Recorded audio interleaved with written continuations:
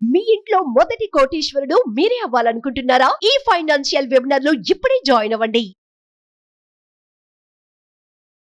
నమస్తే, welcome to Suman TV. నేను మీ రమా రాజేష్. నా ప్రతి క్లాస్లో కూడా చాలా మంది క్లయింట్స్ నన్ను అడిగే క్వశ్చన్ ఏంటి అంటే, మేడం కాంపౌండింగ్ అంటూ ఉంటారు, బట్ కాంపౌండింగ్ అంటే మీరు ఏం చెప్తారు? 15% రేట్ ఆఫ్ ఇంట్రెస్ట్ చొప్పున 15 years పాటు ఎవరైనా ఇన్వెస్ట్ చేస్తే నెలకి 15,000 కనుక ఇన్వెస్ట్ చేస్తే 1 crore వస్తుంది అని చెప్తారు.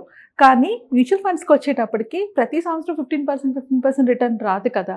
అసలు మ్యూచువల్ ఫండ్స్లో కాంపౌండింగ్ ఎలా జరుగుతుంది? మ్యూచువల్ ఫండ్స్లో కాంపౌండింగ్ జరుగుతుందని మాకు ఎలా తెలుస్తుంది? మేము ఎలా అర్థం చేసుకోవాలని చాలామంది క్లయింట్స్ అడిగారు. సో మీ అందరి కోసం, అంటే ఆ క్లయింట్స్తో పాటు మిగిలిన సుమన్ టీవీ ప్రేక్షకులకు కూడా నేను క్లియర్గా ఒక ఫండ్ని తీసుకొని ఎక్స్ప్లెయిన్ చేస్తే మీకు అర్థమవుతుంది అనేసి ఈ ఫండ్తో ఇక్కడికి వచ్చాను. అండ్ ఈరోజు మనం డిస్కస్ చేసుకోబోయే compounding formula for SIP investments మాత్రం ఆల్రెడీ నేను ఒక వీడియో లంసమ్ ఇన్వెస్ట్మెంట్లో కాంపౌండింగ్ ఎలా జరుగుతుందని ఒక వీడియో నేను చేసున్నాను. బట్ ఈరోజు మనం క్లియర్గా ఎస్ఐపిలో కాంపౌండింగ్ ఎలా జరుగుతుందని తెలుసుకుందాము. అండ్ ఎస్ఐపిలో కాంపౌండింగ్ జరగడానికి రూపీ కాస్ట్ యావరేజింగ్ ఎలా యూజ్ అవుతుందో అనేది కూడా మనం డీటెయిల్గా తెలుసుకుందాం. సో అగైన్ మనం వీడియో స్టార్ట్ చేసే ముందు ఒక డిస్క్లైమర్ కంపల్సరీగా అందరూ గుర్తించండి. Mutual fund investments are subjected to market risk. So మీరు డాక్యుమెంట్స్, మార్కెట్ రిలేటెడ్ డాక్యుమెంట్స్ క్లియర్గా కేర్ఫుల్గా చదివిన తర్వాత ఇన్వెస్ట్మెంట్ చేయాలి. లేకపోతే ఒక అడ్వైజర్ దగ్గరికి వెళ్ళి మాత్రమే ఇన్వెస్ట్ చేయాలి. ఏమైతే ఈ వీడియోస్ మేము చేస్తున్నామో ఇది కేవలం మీ ఎడ్యుకేషన్ కోసం, మీకు కాన్సెప్ట్స్ అర్థం కావడం కోసమే చేస్తున్నాము. ఇక్కడెక్కడ ఎలాంటి ఫండ్ రికమెండేషన్ కానీ ఫండ్ ఇన్ఫర్మేషన్ కానీ ఇవ్వట్లేదు. సో ఓన్లీ మీ అండర్స్టాండింగ్ కోసమే ఫండ్ యొక్క డీటెయిల్స్ అయితే ఇక్కడ నేను తీసుకొచ్చాను. సో ఎస్ఐపిలో కాంపౌండింగ్ ఎలా జరుగుతుంది? ప్రతి నెల మనం ఇన్వెస్ట్ చేస్తాం కదా. అలాంటి ప్రతి నెల చేసే ఇన్వెస్ట్మెంట్లో కాంపౌండింగ్ ఎలా జరుగుతుంది అనేది తెలుసుకోవడమే ఈ వీడియో యొక్క ముఖ్య ఉద్దేశం. సో ఫస్ట్ పాయింట్కి వచ్చేటప్పటికి ఈ క్లయింట్ 10,000 ప్రతి నెల ఇన్వెస్ట్ చేస్తున్నారు. సో ఈ పర్టికులర్ ఫండ్ అయితే ఇది ఒక స్మాల్ క్యాప్ ఫండ్. నేను ఫండ్ నేమ్ని వాలంటరీగానే రిమూవ్ చేశాను సో దట్ ఎవరికి కూడా ఫండ్ ఏంటో తెలియకూడదు అనేసి. సో ఈ స్మాల్ క్యాప్ ఫండ్ మనకి ఇచ్చిన రిటర్న్ 19.59% రిటర్న్ ఇచ్చింది. అండ్ దీని యొక్క ఎన్ఏవి, ఈరోజు ఎన్ఏవి 172 రూపీస్ ఉంది. సో ఒక క్లయింట్ 2007లో, అంటే ఇప్పటికి కరెక్ట్గా 18 years ముందు కనుక ఇన్వెస్ట్ చేసి ఉంటే 2007 14th 10,000 పెట్టి ఇన్వెస్ట్ చేశారు. అండ్ ఇన్వెస్ట్ చేసినప్పుడు ఎన్ఏవి వాల్యూ అంతా 10 రూపీస్ ఉంది. అంటే మనం 10,000 ఇన్వెస్ట్ చేసినప్పుడు 10 రూపీస్ ఎన్ఏవి ఉంది. ఒక్కొక్క యూనిట్ వాల్యూ 10 రూపీస్ ఉంది. సో ఎన్ని యూనిట్స్ వచ్చాయి? 1000 యూనిట్స్ వచ్చాయి. అండ్ ఇక్కడ మన క్యూములేటివ్ యూనిట్స్ ఉన్నాయి చూడండి. అంటే ఇప్పుడు 1000 యూనిట్స్ కొన్నాము, ఫైనల్గా అవి ఎన్ని యూనిట్స్ ఉన్నాయి అంటే వీటిని యాడ్ చేసుకుంటూ క్యూములేటివ్ యూనిట్స్ అండ్ వాటి యొక్క అమౌంట్ 10,000 రూపీస్ అమౌంట్ అండ్ దాని కరెంట్ వాల్యుయేషన్. సో ఇది మనం చూస్తున్న స్క్రీన్ పైన పాయింట్స్. ఇవి మీకు క్లియర్గా అర్థమైతే నేను నెక్స్ట్ చెప్పే కాన్సెప్ట్ మీకు అర్థమవుతుంది. సో ఫస్ట్ మనం ఇన్వెస్ట్ చేసినప్పుడు 10,000 ఇన్వెస్ట్ చేస్తే అప్పుడు యూనిట్ వాల్యూ 10 రూపీస్ ఉంది. అక్కడ 1000 రూపీస్ యూనిట్స్ వచ్చాయి. సో 10,000 అమౌంట్ అప్పటి వరకు 10,000 దాని వాల్యూ. నెక్స్ట్ మంత్ ఇన్వెస్ట్ చేసినప్పుడు అది 10.35కి వెళ్ళింది. సో అంటే ఎన్ఏవి పెరిగింది. ఇది గుర్తుపెట్టుకోండి, ఎన్ఏవి పెరిగింది. ఎన్ఏవి పెరగడం వల్ల యూనిట్స్ ఏమయ్యాయి? ఇక్కడ 1000 యూనిట్స్ వస్తే ఇక్కడ 966 యూనిట్స్ మాత్రమే వచ్చాయి. సో టోటల్ యూనిట్స్ ఎన్ని ఇక్కడికి 1966 యూనిట్స్ అయ్యాయి. అండ్ ఇక్కడికి 2 నెలల నుంచి పే చేస్తున్నారు కాబట్టి 20,000. అండ్ వాల్యూ ఎన్ఏవి పెరిగింది కాబట్టి ఇక్కడ ఆ ఫండ్ వాల్యూ 20,000 ఇన్వెస్ట్ చేస్తే 20,344 రూపీస్కి వెళ్ళింది. సో ఇక్కడ దాకా అర్థమైతే మనం ముందుకెళ్తాం. ఇక్కడ చూడండి, 2007లో ఆయన ఇన్వెస్ట్ చేశారు. 2007 జూన్లో ఇన్వెస్ట్ చేశారు అనుకుందాం. 2009 మార్చ్కి వచ్చేటప్పటికి ఆ ఫండ్ ఏదైతే ఇన్వెస్ట్ చేశారో అది 10 రూపీస్ నుంచి 4.2 వరకు పడిపోయింది. ఎంత పడిపోయింది? 4.2 వరకు దాని వాల్యూ పడిపోయింది. అంటే కొన్నదానికన్నా హాఫ్ కల్లా పడిపోయింది. నేను ఈ పర్టికులర్ ఫండ్ తీసుకోవడానికి రీజన్ ఏంటంటే దీంట్లో ఉన్న హై వాలటిలిటీ, దానికోసం ఈ ఫండ్ నేను తీసుకున్నాను. సో ఇక్కడ మీరు నోటీస్ చేయాల్సిన పాయింట్, ఆయన ఇన్వెస్ట్ చేసిన అమౌంట్ అంతా 2,20,000 ఇన్వెస్ట్ చేశారు ఇప్పటి వరకు. అది దాని అమౌంట్ ఎంత ఉంది? ఆయన 2,20,000 ఇన్వెస్ట్ చేస్తే 1,11,000 అయిపోయింది. అంటే ఆయన ఇన్వెస్ట్ చేసిన దాంట్లో హాఫ్ ఆఫ్ ది అమౌంట్ వెళ్ళిపోయింది లాస్లోకి. బట్ ఇక్కడ మనం చూడాల్సిన ఒక మోస్ట్ ఇంపార్టెంట్ పాయింట్ ఏంటి అంటే 4.2 పడడం వల్ల ఫస్ట్ వీళ్ళు స్టార్ట్ చేసినప్పుడు వాళ్ళకి ఎన్ని యూనిట్స్ వచ్చాయి? 1000 యూనిట్స్ వచ్చాయి. ఇప్పుడు అది వాల్యూ 4.2 పడిపోవడం వల్ల అదే 10,000 కల్లా ఎంత కొన్నారు? 2379 యూనిట్స్ వచ్చాయి. ఎందుకంటే అమౌంట్ మారలేదు కదా, వాళ్ళు ఇన్వెస్ట్ చేస్తున్న అమౌంట్ ఎప్పుడు 10,000 కదా ఉంది. సో 10,000 రూపీస్ ఇక్కడ 2379 యూనిట్స్ వచ్చాయి. ఇది చాలా ఇంపార్టెంట్ అండి. మనకి కాంపౌండింగ్ ఇలాగే జరుగుతుంది, ఎస్పెషల్లీ ఎస్ఐపిలోనే. దీన్నే రూపీ కాస్ట్ యావరేజింగ్ అని కూడా అంటాము. సో ఇక్కడ ఆయన పెట్టిన అమౌంట్ 2 లక్షలు అయితే అది 1,00,000 రూపాయలు పడిపోయినా కూడా నెంబర్ ఆఫ్ యూనిట్స్ చూడండి, నెంబర్ ఆఫ్ యూనిట్స్ 26,515 వరకు వెళ్ళింది. బికాస్ ఇది పడిపోతూ రావడం వల్ల. నెక్స్ట్ విదిన్ ఫ్యూ మంత్స్, అంటే ఇది మార్చ్లో జరిగింది, సెప్టెంబర్ కల్లా మళ్ళీ 4.2 ఉన్నది 10.07కి వచ్చేసింది. సో మళ్ళీ మీరు ఇక్కడ చూస్తే అది ఇన్వెస్ట్ చేసిన యూనిట్స్ 10.07 కాబట్టి యూనిట్స్ ఎన్ని వచ్చాయి? 993 యూనిట్స్ మాత్రమే వచ్చాయి.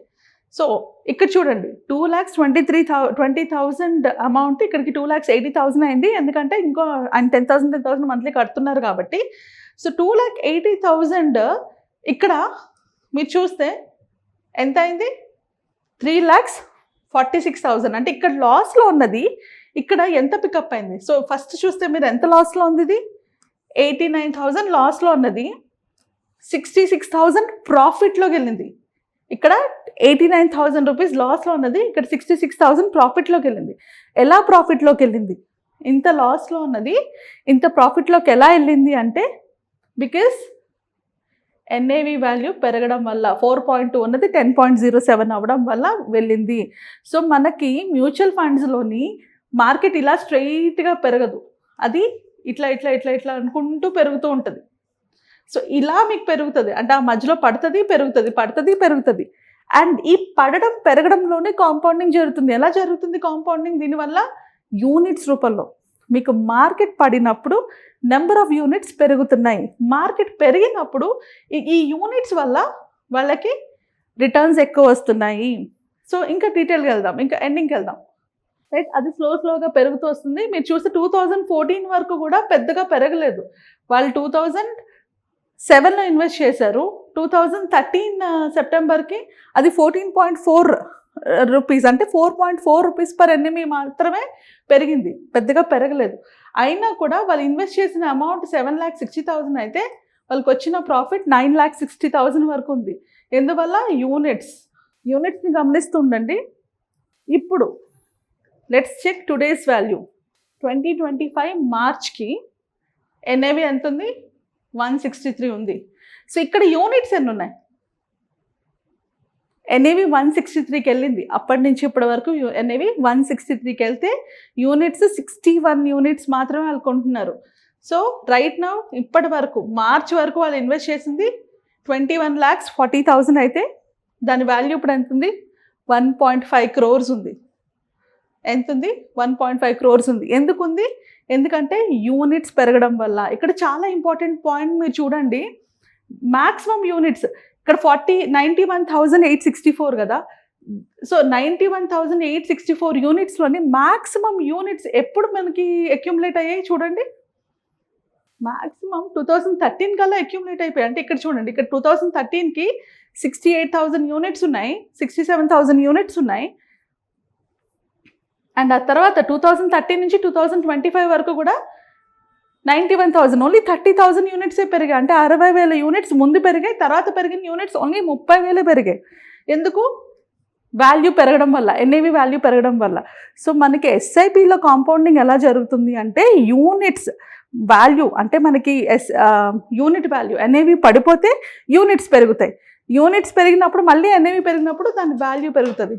సో ఈరోజు అంటే 18th ఈ పర్టికులర్ చార్ట్ నేను డౌన్లోడ్ చేసినప్పుడు 18th ఏప్రిల్, అప్పటికి ఎన్ఏవి ఎంత ఉంది? 172కు ఉంది. సో 172 ఎన్ఏవి ఉంది. అండ్ దాని వాల్యూ ఇక్కడ 1.5 CR ఉంది, ఇక్కడ 1.58 ఉంది CR. ఇప్పుడు ఒక్కొక్క యూనిట్ ఈ పర్టికులర్ పర్సన్ ఎవరైతే ఇన్వెస్ట్ చేశారో ఒక్కొక్క యూనిట్ ఎంత పడింది అనుకుంటున్నారు? రఫ్గా ఒక్కొక్క యూనిట్ ఎంతకు వచ్చింది అనుకుంటున్నారు?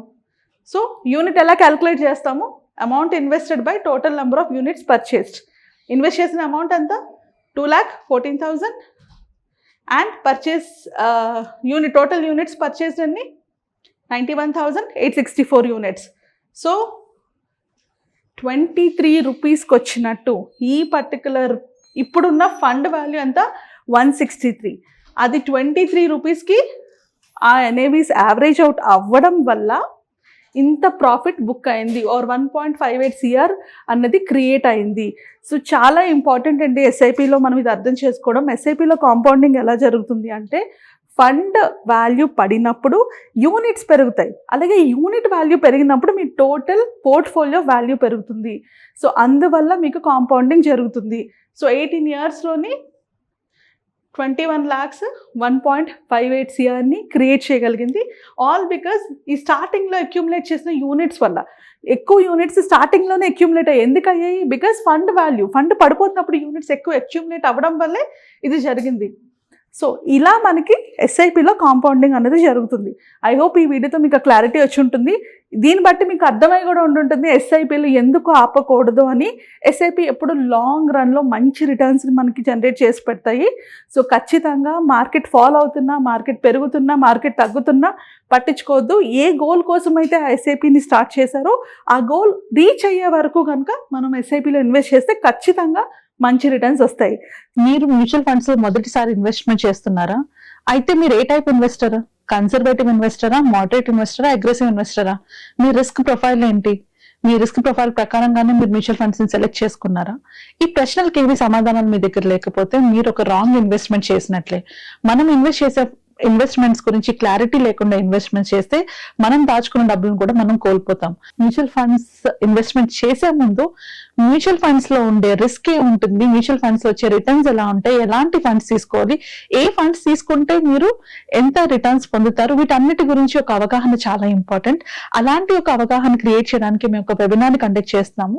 దాంట్లో ఓన్లీ మ్యూచువల్ ఫండ్స్ కాకుండా ఇన్ డీటెయిల్డ్ గా మనం investment planning, insurance planning, emergency fund గురించి కూడా తెలుసుకుంటాము. అంతేకాకుండా మ్యూచువల్ ఫండ్స్ లోని ఎలాంటి ఫండ్స్ సెలెక్ట్ చేసుకుంటే మనం కావాలనుకున్న గోల్స్ ని మనం రీచ్ అవ్వగలము అనేవి డీటెయిల్ గా తెలుసుకుంటాం.